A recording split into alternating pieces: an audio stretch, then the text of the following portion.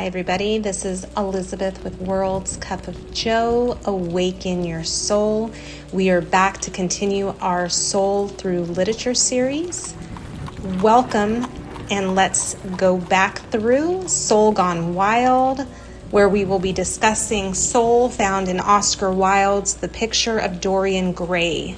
Today we will start chapter 4. This chapter is another one that is chock full of some deep soul-inspired quotes, so I will be breaking the chapter up into 2 episodes. I will give a brief summary of chapter 3 just so you can know a little background about the book as we continue to explore it. In the previous chapter, personal information was revealed about Dorian Gray. We found out that his mother, a very beautiful woman from an established family, met Dorian's father, someone who was of common class, and she ran off with him. Dorian's paternal grandfather was not happy with this turn of events and paid someone to kill his daughter's new husband. Once dead, he brought his daughter back home, but Dorian's mother, who was now a pregnant widow, never spoke to her father again, and within a year after giving birth to Dorian, she had died as well. This left Dorian an orphan with a sizable inheritance. This chapter also showed Dorian and Lord Henry with another opportunity to get more familiar with one another whilst at a dinner party they both attended.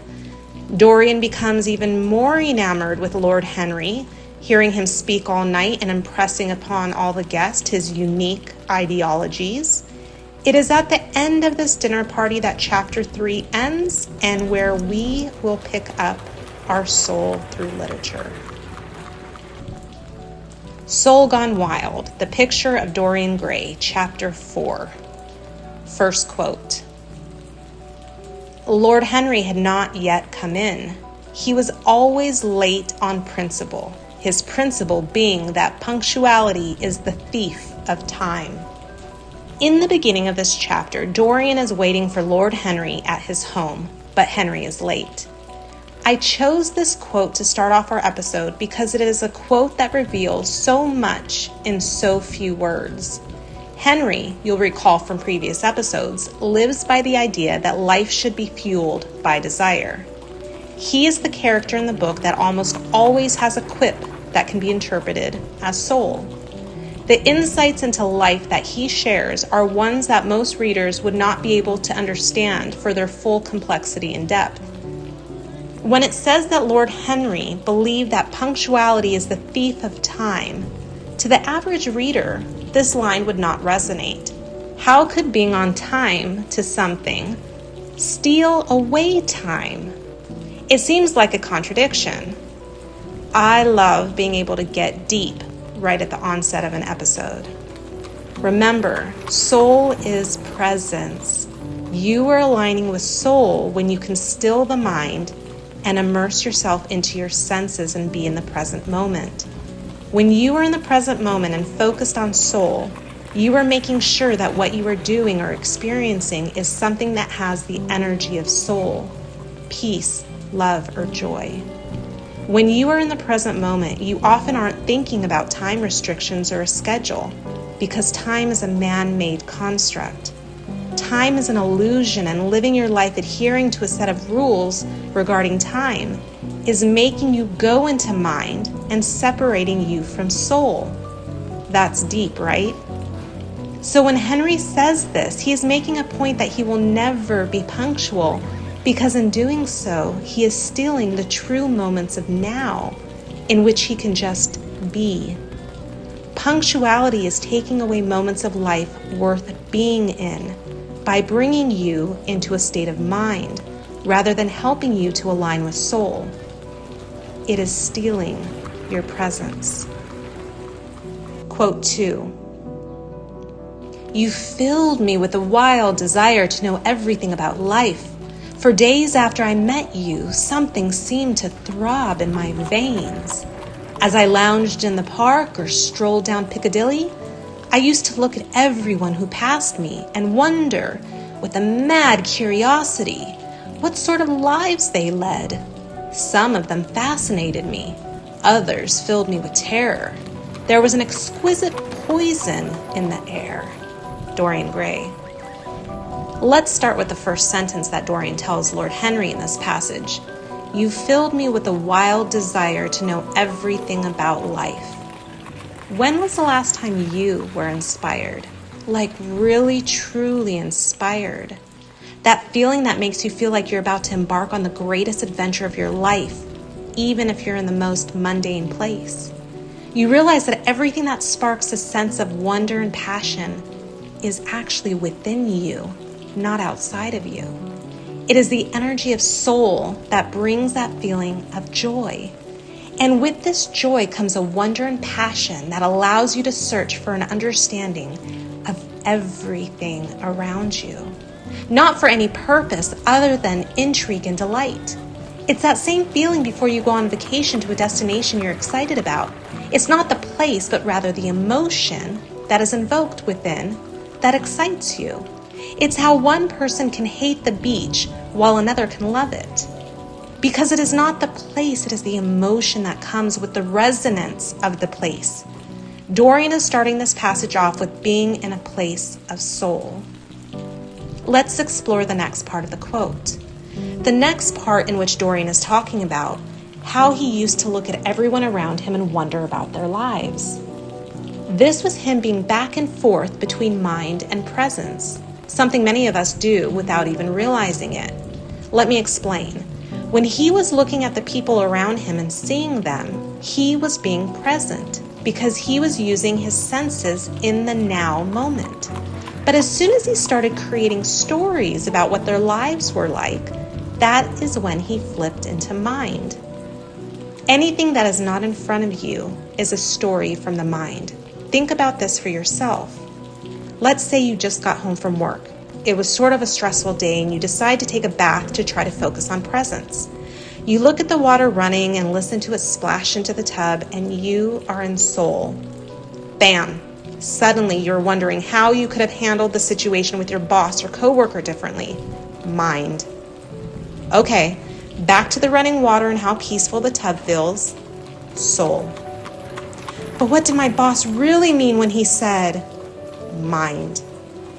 Do you see how easily you can bob back and forth between soul and mind within mere seconds? This is what Dorian was doing. The challenge for you is to recognize it and stop the mind as quickly as possible and bring it back to presence. That is where you will always live your best life because that is when you are aligned with soul. Now, the final part of the quote, he is saying some of the people he would watch would fascinate him while others would frighten him and leave an exquisite poison in the air. This poison he was referring to is energy, my love, all energy. When you start aligning with soul, it gets easier and easier to feel the energy of others if you couldn't previously. Some people have a natural gift of reading energy and others must work at it. I have been pretty good at reading others' energy for years. Dorian describes it as a poison. When you are around someone that is in mind, those lower vibrational levels, that is exactly how it feels, toxic, like a poison. It can be overwhelming. When you're working on soul alignment, it is crucial to protect your energy. There are various ways to do this. Some like to wear beads specifically to help with energy. You can ground, you can meditate, or you can try and avoid the specific people that you know push energy onto you. If you take on others' toxic energy, it will bring your own vibration down. So be careful about who you interact with. Quote 3. In this next quote, Dorian is explaining to Lord Henry how he met his current love interest, Sybil Vane. She is an actress at a hole-in-the-wall theater, and he says the following. You will laugh at me, I know, but I really went in and paid a whole guinea for the stage box. To the present day, I can't make out why I did so, and yet, if I hadn't, my dear Harry, if I hadn't, I would have missed the greatest romance of my life. Dorian Gray. Dorian told Henry that he went in and paid a guinea, which is a little over a full British pound, for the stage box in this crappy theater. For current monetary reference, that would be about $166 US dollars today. I'm sure most of you could easily spot the soul in this quote. It's when he says, "I don't know why I did so." Well, we do. It was soul, Dorian. What Dorian felt in this was inspired action. That download from soul or source that tells you to do something or go somewhere. And when you look back at the situation, you realize it was soul inspired. Well, Dorian got a download to go into the shabby theater and pay a lot of money for a seat in the stage box. When he did, he saw who would later become his love interest, or as Dorian puts it, the greatest romance of my life. I'm sure most of you can relate to this in one form or another. I know that the two most significant relationships in my life, one being my ex-husband because he gave me 3 beautiful daughters, and now my other self, were both soul-inspired for different reasons. My ex-husband was a random person I saw on an online dating site way back before it was popular to do so, and he was in England while I was in California. I knew before I met him in person that he would become my husband. It was a knowing. I know that my marriage was for one purpose only, and that was to bring my daughters into this world. Now, my person, or my other self, is an immediate connection. My soul absolutely brought him into my life in the most random of circumstances.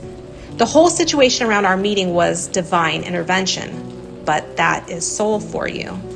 It always orchestrates your life for the best and highest good of all. This is something important to remember. Mind often likes to control the situations in our lives and thinks in doing so, it is controlling the outcome. Control, my love, is an illusion. Soul is always the one in charge and will make sure to bring the situation to you, even if mind tries to manipulate the circumstances.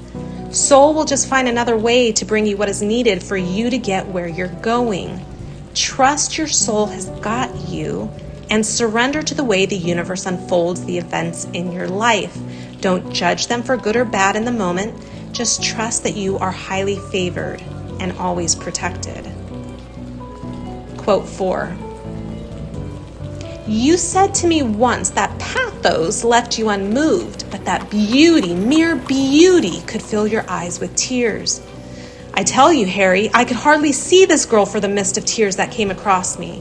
And her voice, I never heard such a voice. Dorian Gray. When Dorian remarks about the first time he saw Sybil, he is recalling a moment that he was in pure soul mode. How do I know? Because his description describes presence, and presence is soul.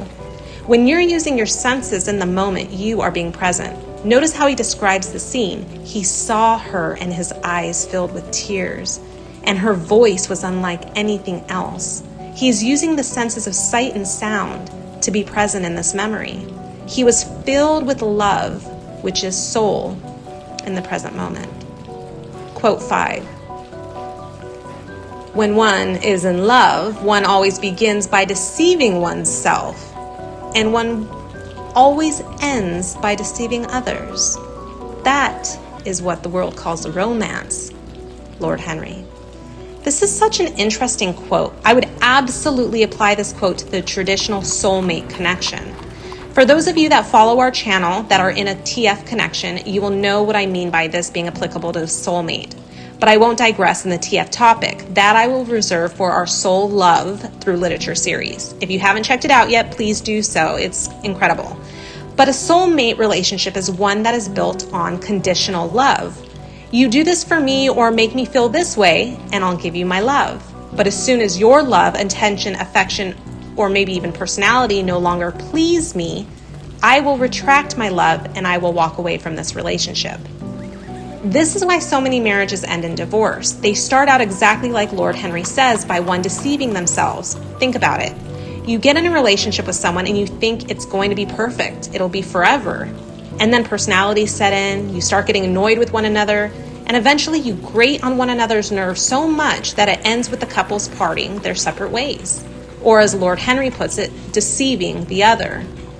Soul doesn't judge. I'm not judging. I was in a marriage with a soulmate. I was totally deceiving myself when I married him. And yes, it ended with me deceiving him, or at least that's how he saw it. But it was a conditional love. I could not, nor would I commit myself to the rest of my life with him once our relationship changed and I really couldn't stand his personality. People change and grow, and with that, outgrow certain relationships. Think about this. When you were asleep, you manifested the friendships, relationships, jobs, etc. that were in your experience. Once you awakened, many of those things and people no longer resonated because you manifested them in a different state of your own ascension. This is the same with soulmates or spouses.